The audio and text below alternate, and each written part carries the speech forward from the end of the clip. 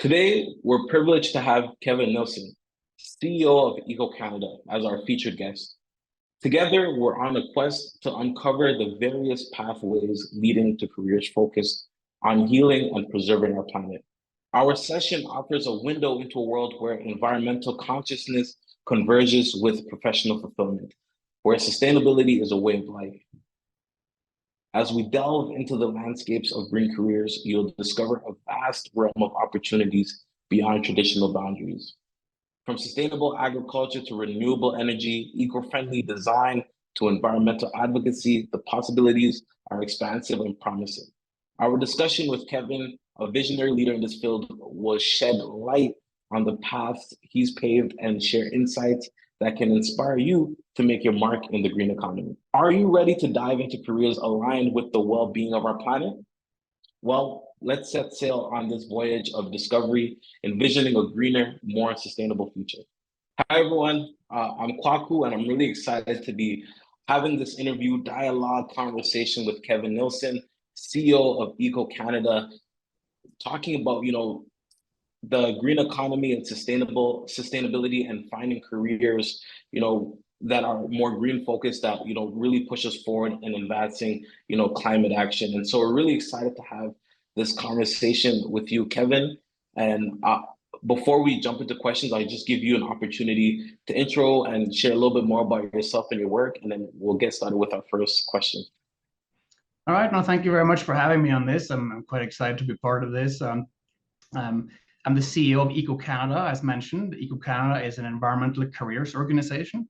So we're dedicated in working with individuals, exploring their passions within the environmental sector and translating that into career paths. So everything we do is related to helping individuals get from one place to the next place in their career. And we also work with employers to help them ensure that they have the adequate number of people, qualified people, to meet their needs to operate. Awesome. Thank you, Kevin. I'm excited to get into it. So our first question I'll ask is, how do you see green careers playing a critical role in repairing and improving the environment? And what are some of the most promising emerging opportunities across the various industries?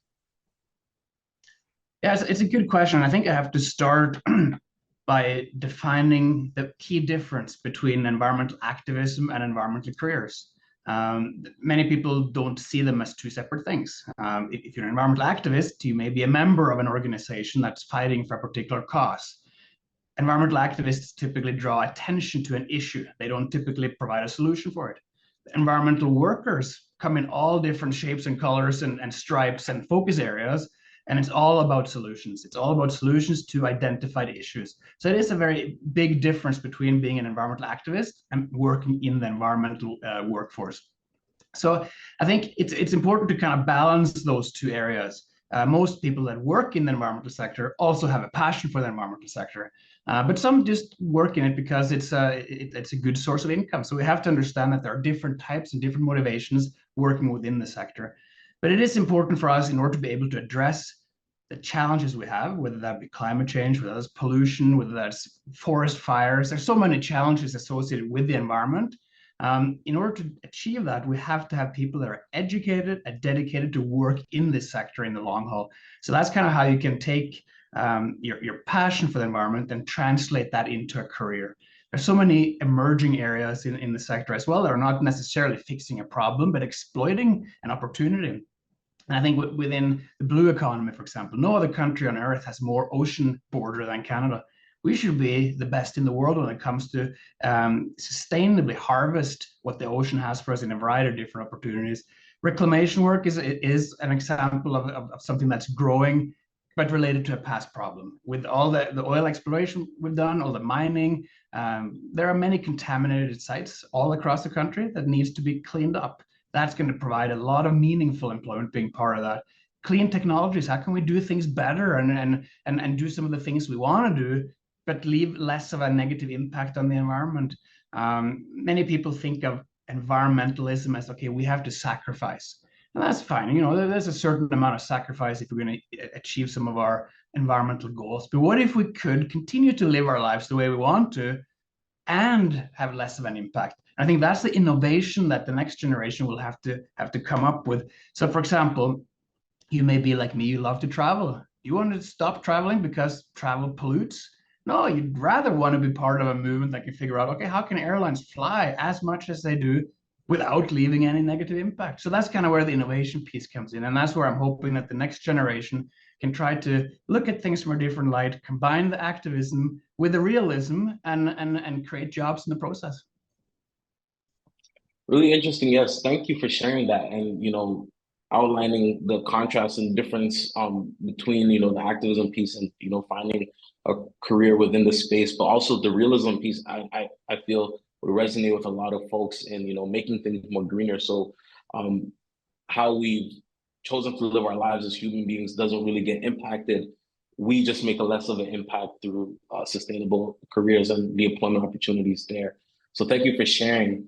I want to know from your perspective, in today's world, how can individuals make a tangible impact on sustainability through their career choices? And more specifically, what are some examples of successful, green initiatives, green careers that you have seen that have positively affected the environment? So you shared the example of, sorting through how the airline industry and traveling could be more green. What are some other examples that you've seen that have been successful or are working towards being successful? I think I'll start with an example of something that most people may not think about as drivers for environmental and sustainability. Something like McDonald's French fries. Everyone's eaten McDonald's French fries. Some of you like them, some of us don't like them. But how does a company like McDonald's really drive sustainability? Well, one area that I've been exposed to lately is that they have very high standards of sustainability that each of their suppliers must follow if they want to continue delivering their potatoes, for example, to them.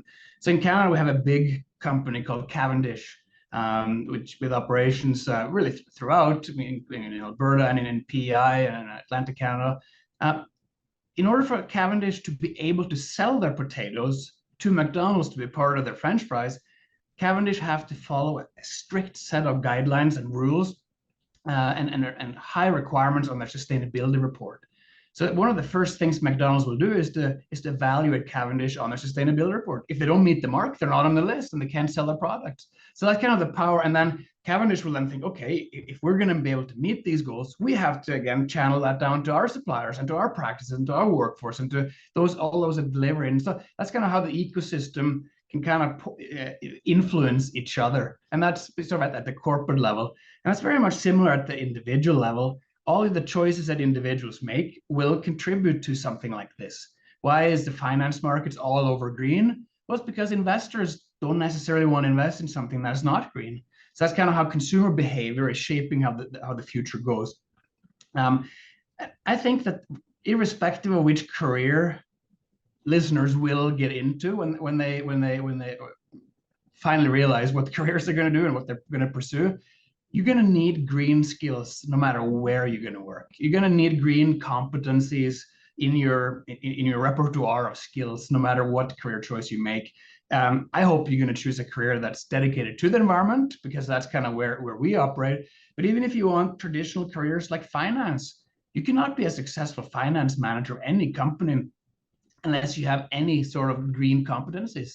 That's going to be a requirement there. If you're going to work in quality management, you're going to need to have green skills and green competencies. So all areas of work will, if it hasn't already come, will soon have a mandatory component of green skills that you need to have in order to be successful in that career. So I think that even in the career choices and the coursing and the development you're in now, focus on that. How can you acquire the green skills that are going to make you successful in whatever career you're going to want. And also it's transferable between the various sectors and between the various careers that you might have over your career.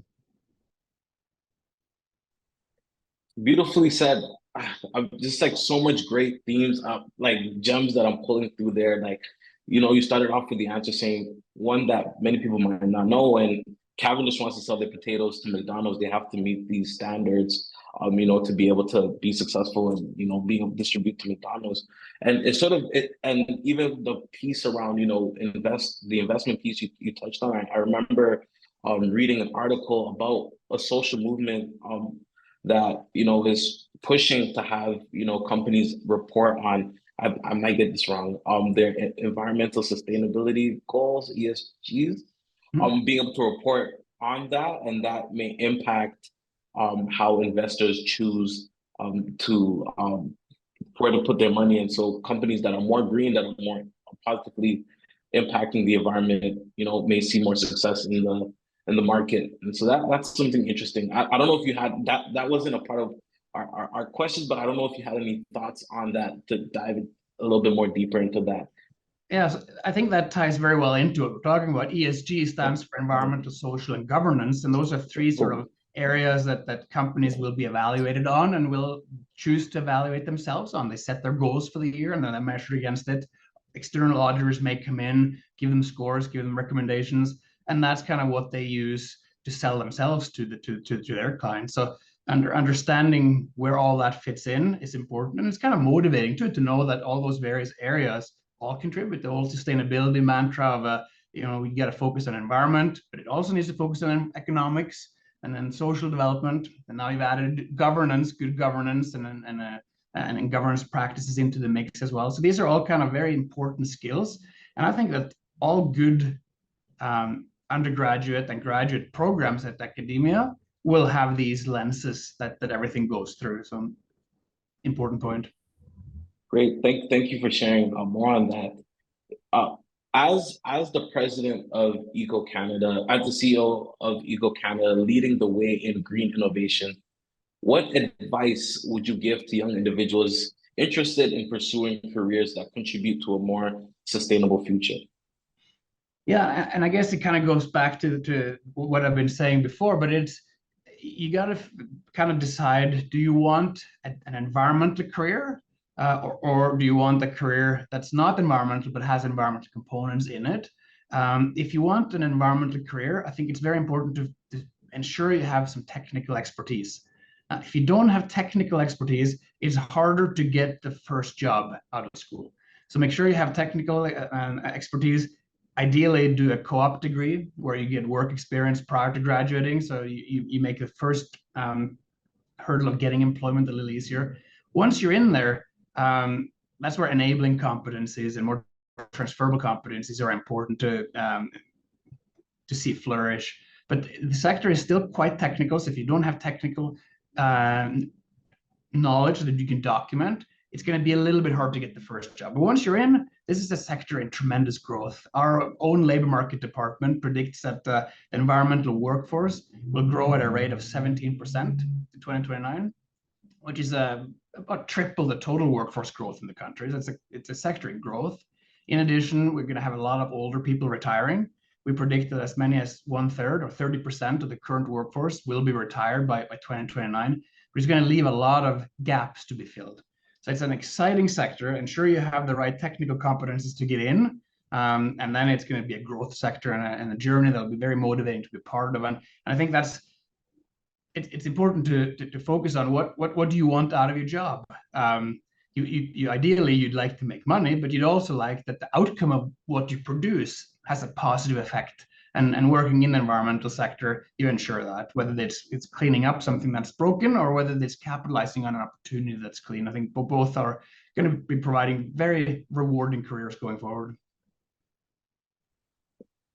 So your advice here is, ensuring that pick up those technical skills, some real numbers that we're seeing uh, around, increasing by 17%, but we also know we have a retiring population in the field. So just to dive deeper into that question, I'm a young person, I'm in grade 9, I'm enjoying this talk and take our kids to work day. What you're saying really fascinates me.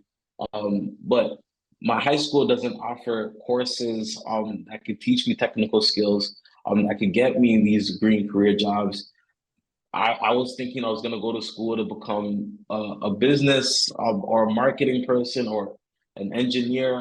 But, how can I acquire those? What are some examples of how I could get those skills, or what can I study? But also, what are different, do I have to go to university? How how can I get involved? Yeah, no, great question. So I think to address some of the things that you said last there, do I have to go to university? By and large, the environmental workforce is quite highly educated. There are tasks you can do that don't require as much education. For example, if you want to be more heavy equipment operators, that's still very much needed. So there is a blue collar kind of level of workers. If you want to be part of the crew that digs up contaminated soil and hauls it off, that's also a job that doesn't require a lot of education, but most of the jobs are educated. So there's a number of different college programs that you can get into. There are environmental technology programs, for example. Um, every city and every college will have one or more environmental technology level programs, highly applied learning, technical skills that are really good. You can get 2 year and 3 years there. There's also great environmental science programs at universities that focus on both a holistic view of the environment through sustainability and ESG lens, but also some hardcore science courses that you can take to get the technical competence. And there are a number of great universities all across the country. And you kind of, we as an organization, we actually accredit environmental programs where we go in and we look at the curriculum, we look at their student support, we look at how students that go into these programs are going to be useful for industry coming out of those programs. And we work hand in hand with colleges and universities all across the country to make sure that we improve on that, so that when people go into these programs, they know they're going to have meaningful careers coming out of them.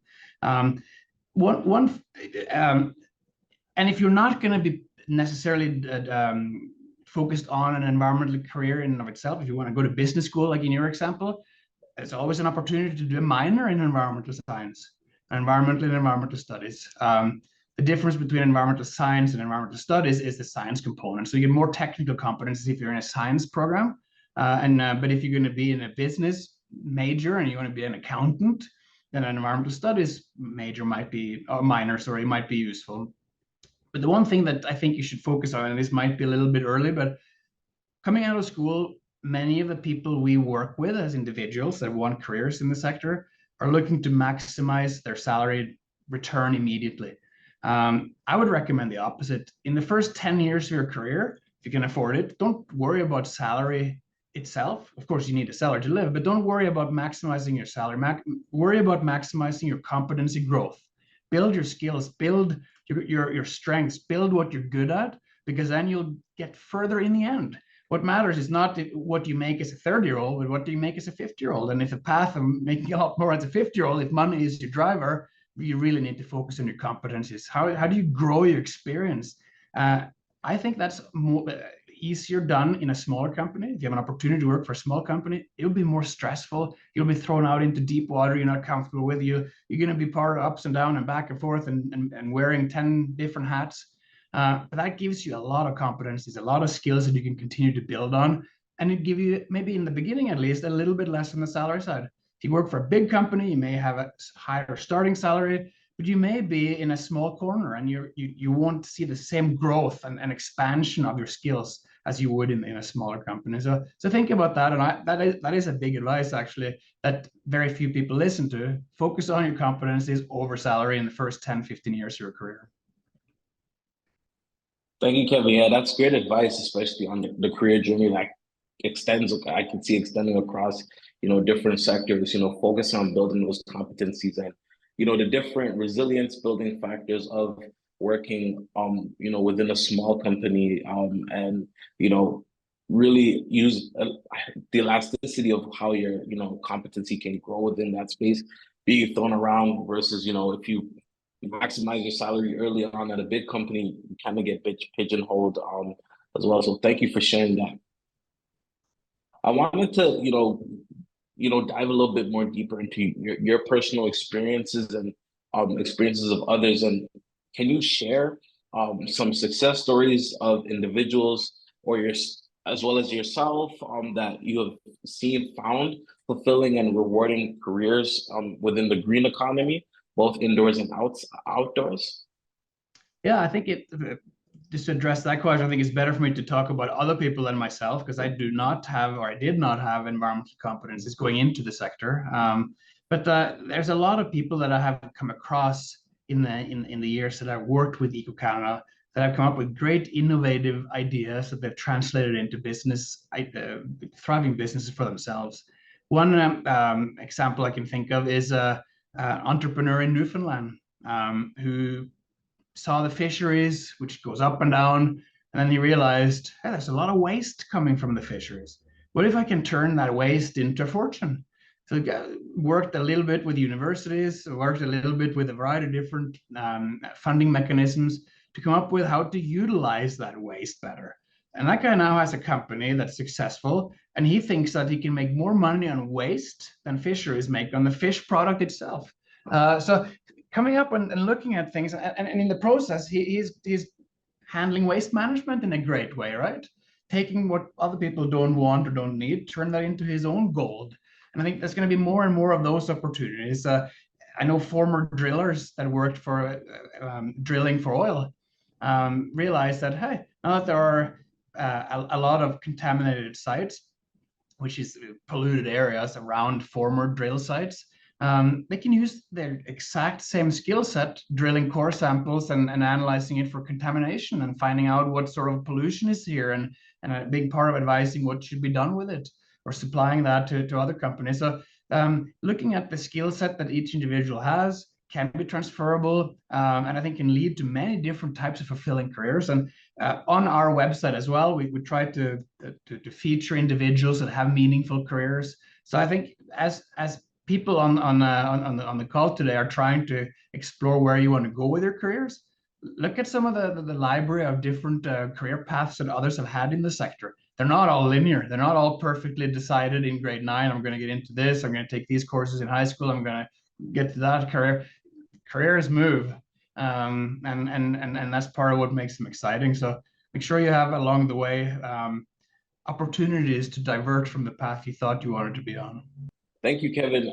And this beautiful story of how, young people can, look for different opportunities to make things more greener and turn into your own goals. So thank you for sharing that story. A little bit more on that, because you landed on something interesting around, careers can sort of move ebbs and flows, and it sort of builds upon our previous conversation we just had on, skills needed and how to, find your way into the green economy. So this question is, how can students leverage their unique skills and their passions to explore the green economy? What are some, advice you would have to sort of, as they're in that career exploration journey, and it's not, it may not be a traditional path, what are some resources and support available to have them access these career pathways? Yeah, no, I think focusing on taking the right training, the right elective courses in high school, get environmental education if you can, as a major or minor in university or college or wherever you might go after high school, will be important to make sure you have that technical background.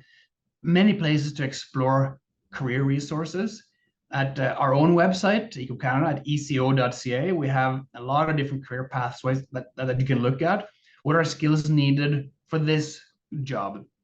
What does a day in the life of this job look like? What education do I have to have? What are some growth opportunities? Where might that sector go in the future? So there's a lot of things you can do to kind of start exploring where you want to take your career. At EcoCanada, we've been blessed with a lot of particular youth funding from the federal government to help youth kickstart their careers. So there's a lot of opportunities to get funded internships through us, not to work for us, but to work for the companies in our network and funded through this program. So that's worth looking into. We have a lot of employers on our database as well that are looking for talent. Get summer jobs if possible. There's a lot of good summer job funding available as well from most provinces to get that job. But I still think that a co-op degree or a degree or diploma that's linked with work experience will be the way to go. Ensure that and maybe that will land you a great job when you graduate, or maybe early on in your education, you'll realize that that's not a job for me. Many people that end up in traditional environmental science programs will get into the field and will realize that, oh, in my early career, I'm going to have to be in the bush a lot. I'm going to have to be out in the field for 3, 4 months at a time. That doesn't suit me because I wanted to get my cappuccino every morning at some place downtown. So okay, better to realize that early. Or you may realize, man, I love being out in nature, and when I move into management role, I'm going to forever miss those days when I could be in the bush more. So I think exploring careers and not being afraid of trying something and then realize, okay, that wasn't it, and then shift it and see the career journey as nothing you do will be a waste. No skills you obtain will be a waste. But try to focus it in a direction that you want to go and align it with your passion as much as possible, because then it's easier to get up every morning and motivate yourself when times are tough, or the boss is yelling, or there's financial pressures to make that next sale. So and it's good to kind of have some hooks to hang your career on. Awesome, well said. Throughout, our conversation, you've shared, cool stories. I feel like this is a lot of stuff that I personally will take away as I go get my McDonald's fries and say, hey, in order, I'm eating these fries. They have these standards that, McDonald's fries is my favorite fries. I don't need to get into that. To hear, in order for Cavendish to sell it to McDonald's, they have to meet these standards. You spoke about, the contaminated sites, those, being cleaned up, that and as an opportunity. You shared the story of the gentleman from Newfoundland who looked at the fisheries and said, hey, this is an opportunity here. You spoke about, companies reporting on their ESGs. And also, did I hear that, you have Eco Canada has an internship program that, is funded where, young people can find jobs with organizations, not Eco Canada itself, but organizations connected. And so that's another a way in. So I'm just flagging that for the young people listening to that, that's an opportunity that you could tap into. Uh, I'd like to hear more. So the final question we have is, given the growing importance of sustainability, across all industries, what are some more collaborations or partnerships that you're seeing today between organizations, governments, and individuals that have and are actively making a significant impact on promoting green practices? Yeah, I think Canada has a great environment for this at the moment. The federal government is very eager to fund development of new clean technologies, and significant investment is made in that. Universities participate in research alongside industry. You see incubators at many universities across the country. So that's a very interesting field to get into for students. Can you get into a program that has um, some startup companies trying to get their technology tested, funded by the federal government in collaboration with researchers at universities, that's going to be building commercially viable, strong businesses in the future. Seeing that whole kind of cycle. In the process of setting up these companies, they're going to need people. It creates jobs and it generates wealth for the country, for everyone involved in it. The fish waste example in Newfoundland kind of came from something like this. A lot of government funding into Memorial University. They're working with Memorial University to kind of set up this idea and then roll it out. It's very motivating. And I think where we also can come in with that is that we know many of these organizations that need people. We have funding opportunities and also capacity to try to match them. The funding opportunity we have is not, you have to be, for most of them, either enrolled currently in an academic program or have finished some level of training, and then you're looking into to jobs. But it is worth exploring. Then you can get and you can apply once you qualify. You can apply directly with us for pre-qualification. So which is quite simple. So let's say you wanted to work in the environmental sector, you get pre-qualified, and then in your cover letter that you'll write to an employer, you'll say, okay, if you hire me for this role, I come with funding to cover part of my salary cost. And then the employer is going to think, hey, this is kind of interesting. Here I have a young person who's eager to work for me, and he brings or she brings their own money. So that's kind of a good way to build your cover letters and utilize some of the services and supports that we can offer as a career organization.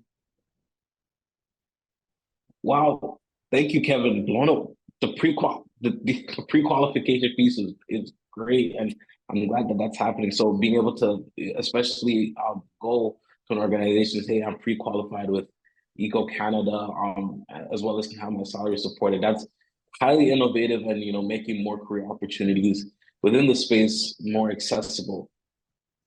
Kevin, I want to thank you so much for our conversation.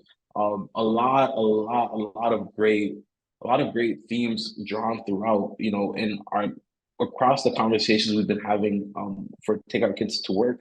They, the theme of sustainability is prevalent and working in the green economy has been a strong focus. And so I appreciate you for taking the time to sit with me and discuss tying in all those themes that, hopefully our young people participating in Take Our Kids to Work, as they explore their careers, they can draw from the great content that you've shared with us and information and resources to make more informed decisions to, hey, I want to work, I want to work for a bank, or I want to, start a design agency, but I'm thinking more greener, which is more important as well, and have these skills and qualifications. And hopefully, folks can really leverage and use the resources of Eco Canada. So thank you so much, Kevin.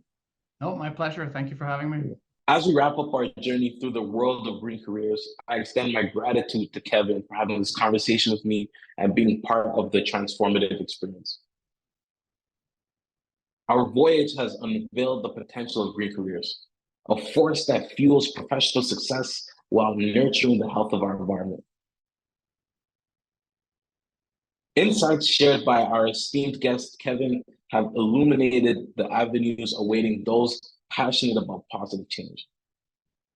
As we conclude, let this inspiration propel your aspirations for a future where every career choice contributes to a healthier planet. Thank you for joining us on this enlightening journey. Together, let's cultivate a world where our careers flourish alongside a thriving planet.